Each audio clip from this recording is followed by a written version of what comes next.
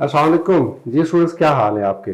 आज हम आपको बताने जा रहे हैं कि फ़िलासफ़ी में आप किस तरह से 80 प्लस मार्क्स जो हैं वो स्कोर कर सकते हैं। तो हमारे साथ उमैर कुजर साहब मौजूद हैं। He is assistant commissioner income tax और इनका 44th कॉमन है। इन्होंने फ़िलासफ़ी को अपना ओढ़ना बिछोना बनाए रखा है, ठीक है। उमैर के माशाल्लाह 2015 में जब फ़िलासफ़ी 200 मार्क्स की हुआ करती थी तो ही स्कोर्ड 162 मार्क्स, और फिर 2018 में जब अल्हम्दुलिल्लाह इनकी एलोकेशन हुई he scored 87 marks in philosophy. Umair, first of all thanks for your time.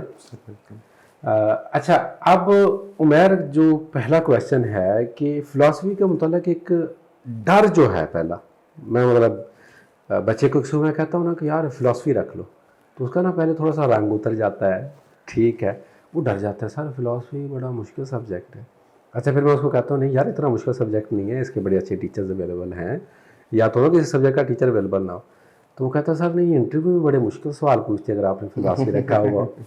तो इस ये जो डर की वजह क्या है और क्या ये रियल है और इसको कैसे काउंटर कर सकते हैं? सर, फिलॉसफी है कि it is mother of all knowledge.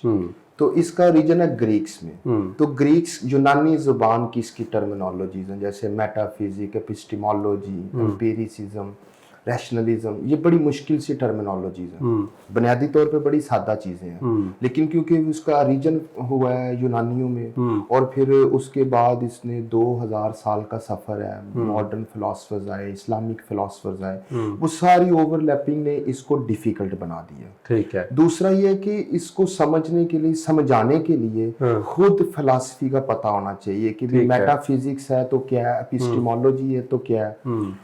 तो ये सारी चीजें जब पता होंगी, चीजें आसान हो जाती हैं। फिलॉसफी का सबसे बड़ा ये है कि इसमें 2+2=4 है, कि इसमें आप फजूल की बात नहीं लिख सकते। हाईली लॉजिकल पेपर है। वो जो टर्म्स हैं उनके ऊपर जिन बंदों ने बात की है, all of them were the greatest minds, जैसे प्लेटो, अरिस्टोटल, मॉडर्न वर्ल्ड में डिकार्ड, बर्कले, ह्यूम, लॉक। तो ये सारे वो लोग हैं कि जिन्होंने बुनियाद रखी इल्म की। और अगर आपने साइंस भी समझनी है, या सोशल साइंसेज या साइंटिफिक साइंसेज हैं, इन दोनों को समझ, इन जो दोनों जाके कल्मिनेट होती हैं फलसफे में। ठीक है। तो इस वजह से, क्योंकि हमें आइडिया नहीं होता ना, हम जिस सोसाइटी में रह रहे हैं, जिस कल्चर में रह रहे हैं कि बुनियादी सवाल किस तरह करने हैं, उनके जवाब किस तरह देने हैं, तो इन सारों से सारी उम्र हमारा कोई इंटरेक्शन नहीं रहता। तो स्टार्ट में जब आपको टर्म नजर आती है मेटाफिजिक्स, सोफिया, ठीक है, एपिस्टिमोलॉजी, तो ये इतनी मुश्किल टर्म्स है कि बच्चा भाग जाता है। हालांकि इनका जवाब बिल्कुल मैथमेटिकल है। 2+2=4 है कि मुख्तलिफ स्ट्रीम्स है, कि फॉर एग्जांपल जैसे सर मेटाफिजिक्स है। मेटाफिजिक्स ये है कि फर्स्ट साइंस के बुनियादी तौर पे चीज है क्या, ठीक है, क्या भी सब मैटर है या माइंड है, ये क्या है। अगर तो है मैटर, तो उसके ऊपर जितना भी सुपर स्ट्रक्चर होगा वो मैटर से रिलेटेड टर्म्स आ जाएंगी।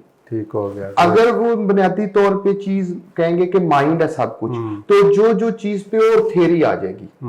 अच्छा, अब इससे भी बड़ी मजेदार चीज आगे, एम्पिरिसिज्म फॉर एग्जांपल, कि आपको इल्म कैसे हुआ, जस्टिफाई करना अपने इल्म को। अब उसको जस्टिफाई करने के लिए जो मटीरियलिस्टिक है वो कहेगा सेंसेशन से हमें नॉलेज मिलता है।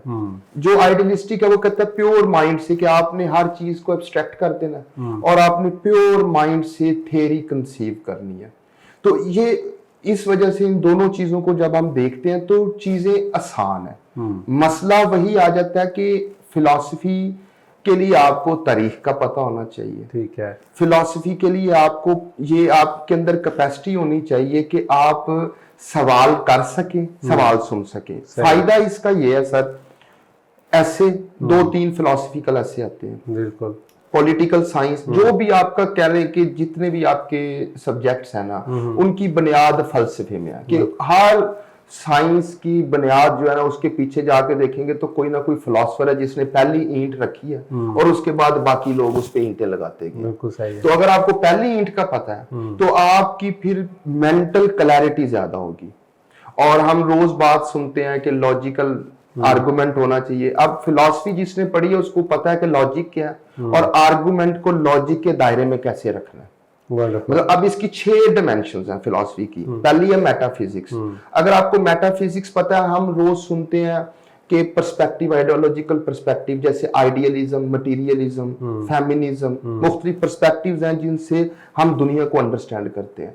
अब ये सारा फलसफा है। सही है। अब हम दूसरा एम्पिरिसिज्म, आप देखें कि हम टर्म्स आती हैं आपके सामने, एम्पिरिसिस्ट है, स्केप्टिक है, रैशनल है। अब ये भी सारी फिलॉसफी की टर्म्स है। ठीक हो गया। एथिक्स है। अब एथिक्स बुनियादी तौर पे क्या है कि हमारा कंडक्ट किस तरह का होना चाहिए।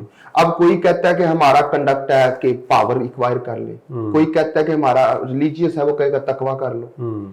अगर कोई बंदा है वो कहता है कि इल्म है हमारा कंडक्ट, अगर कोई यूनानी होगा वो कहेगा इल्म है। अब ये एथिक्स की बुनियादी 4 से 5 डोमेन है। एक एथिक्स भी हम पढ़ लेते हैं, लॉजिक भी पढ़ लेते हैं, और इसमें जो पढ़ने का मजा है, आपने कोई इन डेप्थ नहीं इनको पढ़ना, आपने बेसिक जैसे साइंस के कॉन्सेप्ट है, मोशन क्या है, वो मूवमेंट क्या, वेलोसिटी क्या, इस तरह इसके स्पीड क्या, इस तरह इसके भी टर्म्स हैं। उन टर्म्स की understanding in true historical context हो जाए, बच्चा खुद ही चीजों को मिला लेता है।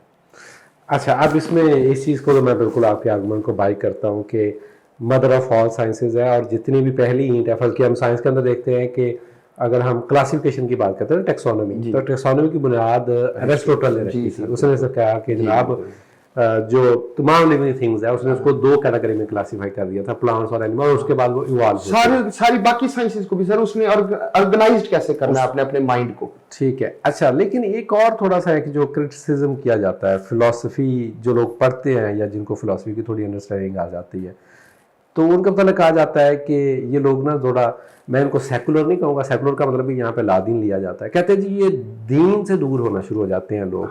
अब इस आर्गुमेंट को ठीक है सर, इस पे ना प्लेटो ने बड़ी खूबसूरत बात की। फिलॉसफी, अगर मेरे नजदीक किसी ने फिलॉसफी को समझना, 2 बंदे समझ आ गए ना, प्लेटो, अरिस्टोटल, 90% फिलॉसफी समझ आ जाती है।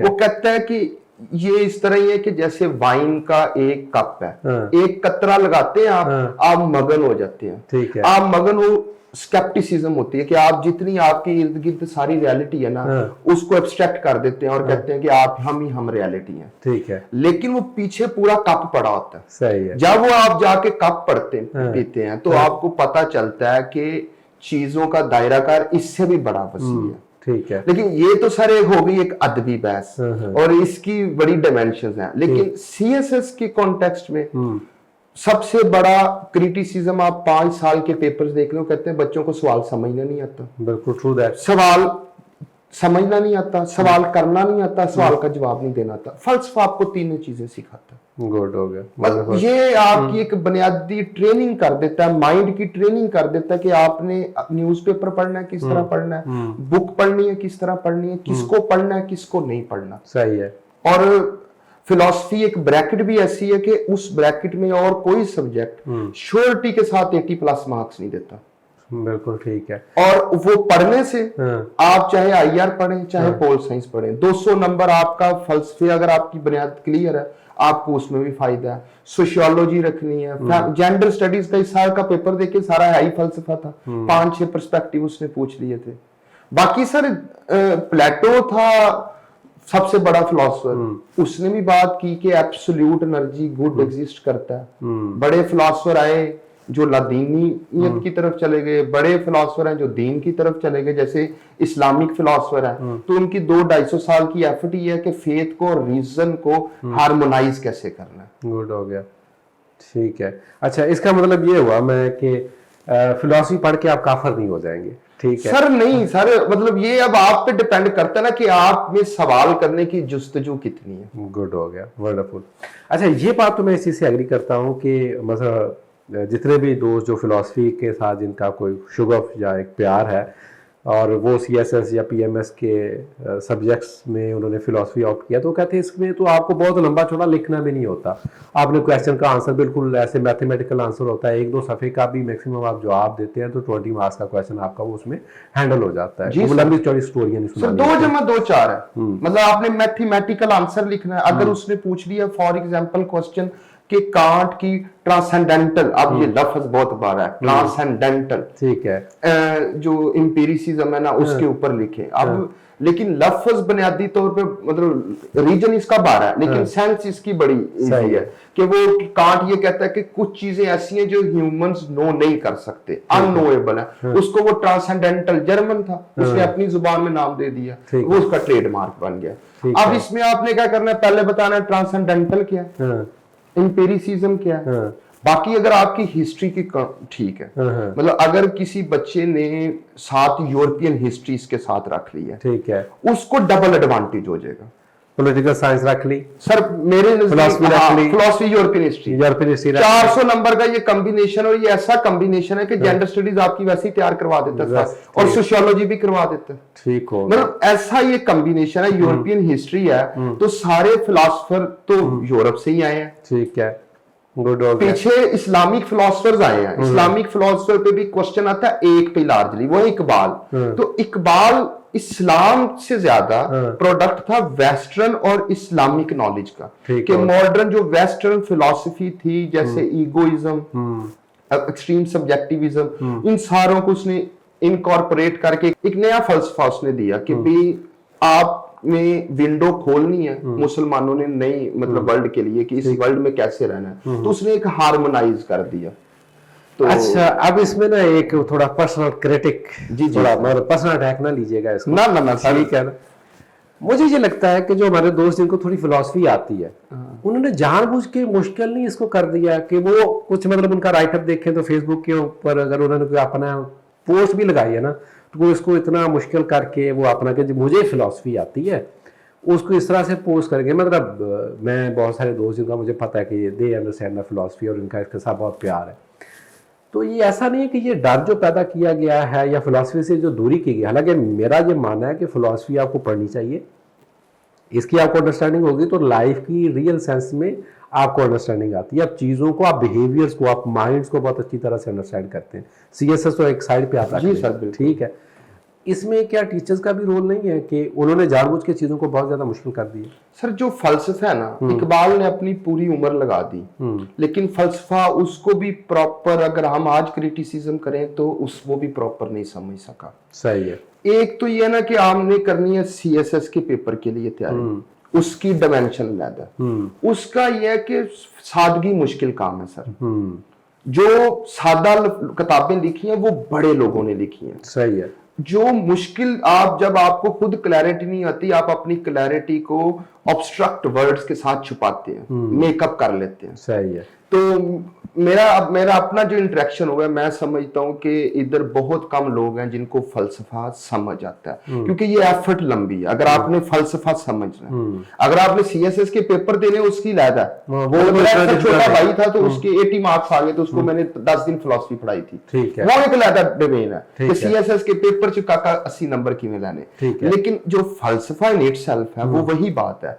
वो एक घूंट जब आप लगाते हैं ना, तो आप फिलॉसफी, आपको एक चीज तो है, आप थोड़ी सी भी पढ़ लेते हैं ना तो आपको बाकी सारों से डिफरेंशिएट कर देती है, क्योंकि आप सवाल समझना, सवाल करना और सवाल का जवाब देना आपके लिए ज्यादा आसान हो जाता है। लेकिन जब आप वो पूरा मग पीते हैं, फिर आपको पता चलता है कि चीजें बुनियादी तौर पे सर सादा है। मतलब मैं मेटाफिजिक्स की एग्जांपल देता हूँ कि मेटाफिजिक्स आज की हम आइडियोलॉजी को कह ले मेटाफिजिक्स है।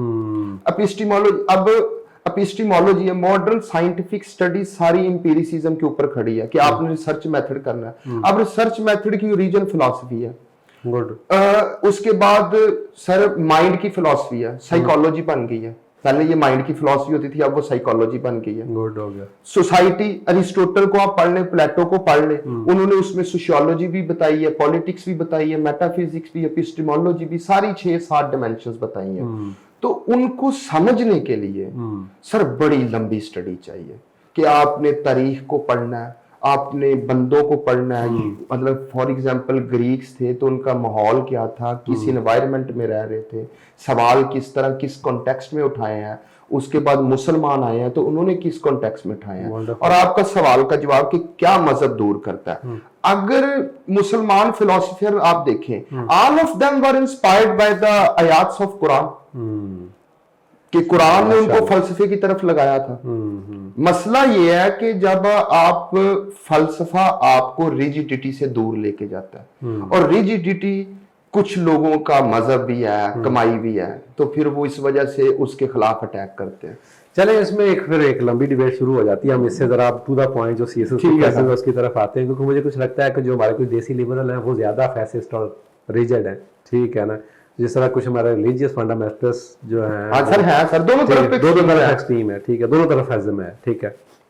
अच्छा, अब ये अगर आए कि आप माशाल्लाह पढ़ाते हैं फिलॉसफी, लेकिन हर बंदा मतलब चले भले भाई को पढ़ा रहे हैं या आपने अपने कुलीग को पढ़ाया या आपका फ्यूचर में प्लान है पढ़ाने का फिलॉसफी, लेकिन एक मेरे जैसा बंदा, मैं पेंडू हूँ, गाँव में बैठा हूँ, कहीं पे राजनपुर बैठा हूँ, उधर गिलगित बल्तिस्तान या बलूचिस्तान बैठा हूँ, आई कांट अफोर्ड कि मैं लाहौर आऊँ अच्छे टीचर से पढ़ूँ, मैं खुद से मेरा दिल है कि यार मैं फ़िलासफ़ी पढ़ना चाहता हूँ, ठीक है, तो मेरे लिए कोई आसान सा सोल्यूशन बताएं, कौन सी बुक्स कहाँ से शुरू करूँ, और फोकस इस पे कि यार मैं खुद से भी अगर करना चाहूँ। जी बिल्कुल, ठीक है। और आपका उस्ताद कौन था और आपने इसको कैसे किया, तो एक रेसिपी ज़रा शेयर करें। सर मेरा तो फलसफा मेरा जो रजी आबदी साहब के पास में गया था, अच्छा, मैं उनके पास बैठ गया, मैं कहा सर जी CSS करना तेरी मेहरबानी। उन्होंने कहा 3 किताब बनी, player of philosophy, story of philosophy and conquest of happiness. अच्छा इधर रुक जाए जरा, ये तीनों बताते जरूर हैं, अक्सर ने ली लाजमी होती, मैंने भी ली थी, पढ़ी नहीं थी सर, वो मुश्किल पड़ा सर, मुश्किल पड़ा, ठीक है, वो क्योंकि विल ड्यूरल लिखता बहुत मुश्किल है। अच्छा, अब वो हम तो फिर सर उससे आगे फिर सारी फिलॉसफी देखी। बेसिकली सर फिलॉसफी को छोड़े कोई भी सब्जेक्ट है ना, उसमें 20 से 25 बेसिक कॉन्सेप्ट्स होते हैं।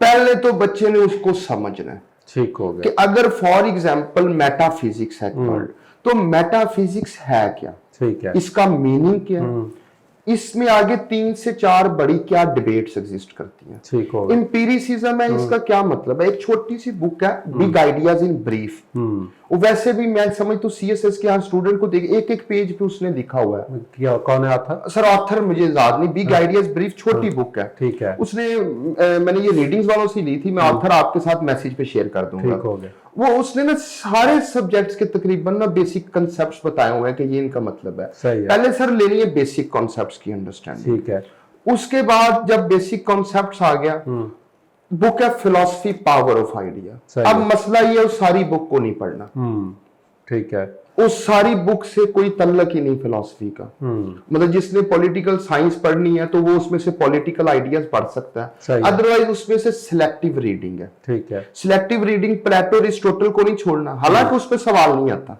लेकिन वो बुनियाद है, वो नहीं पढ़ेंगे आपको समझ नहीं लगेंगे कि अरिस्टोटल 10 कॉन्सेप्ट्स बताता है, टाइम, स्पेस, एक्सटेंशन, इंटेंशन, उनका पता हो ये किस कंटेक्स्ट में करते हैं, क्योंकि कल को जब आपने डिकार्ड पढ़ना है तो उसने उन कॉन्सेप्ट से आगे शुरू करना है। गुड हो गया, सही है। अच्छा, इसी तरह प्लेटो है, उसके भी बेसिक कॉन्सेप्ट्स हैं, जैसे ये बाइफर्केशन है कि वो जो उसकी एनालॉजी ऑफ केव है कि केव के अंदर हमें और नजर आता है, जब आप सनलाइट में जाते हैं और नजर आता है, तो प्योर एब्स्ट्रैक्शन, प्योर माइंड से आपने चीजें देखनी है, तो वो जो उसका सीक्वेंसिंग है कि आपने केव से बाहर कैसे जाना है, सही है, तो वो आपको पता होनी चाहिए। उसके अलावा सिलेक्टिव क्वेश्चन है, जैसे डिकार्ड सोफीज वर्ल्ड है बुक, ठीक है, वो आसान उसने नॉवल टाइप लिखा हुआ है, सही है, वो पढ़ लेना, उससे स्टार्ट करना चाहिए कि इंग्लिश भी इंप्रूव हो जाती है, जिसने बिल्कुल नहीं पढ़ा उसको समझ भी आ जाएगी। सही है। बाकी ये है कि नेट पे वीडियोस देखें, हर फिलोसफर पे वीडियोस मौजूद है, आप वीडियो देख के निकालें क्वेश्चन। लार्जली जो इसकी है ना, वैसे फिलोसफी का सबसे बड़ा कंपेटिटिव एडवांटेज ये है, बाकी सब्जेक्ट्स इसके सवाल गिने चुने, उसके पास भी मार्जिन नहीं आना। 8-10 फिलोसफर है, 8-10 फिलोसफर के 8-10 आइडियाज हैं, कान इधर से पकड़ लेंगे, इधर से पकड़ लेंगे, basic essence of the question वही होगी। सही हो गया, गुड। और टोटल फिलोसफी अगर आपने पेपर पॉइंट ऑफ व्यू से करनी है तो 1 महीने से ज्यादा का काम नहीं, 1 महीना भी मैं बड़ा ज्यादा लगा रहा हूँ, मतलब बहुत एहतियात के साथ, बहुत एहतियात के साथ 15-20 दिन का काम है फिलोसफी।